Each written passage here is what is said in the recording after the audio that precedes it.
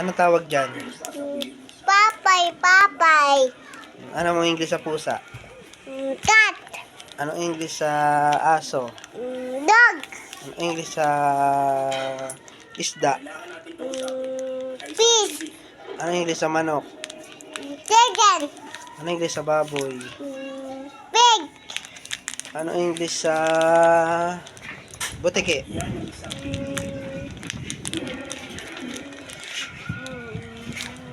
Ano? Hindi ay silo bata.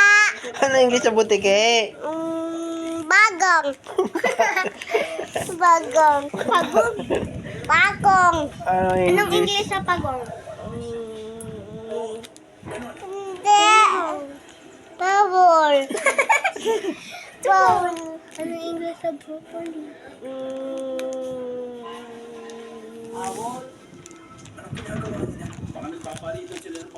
Broccoli. Ano English sa ahas?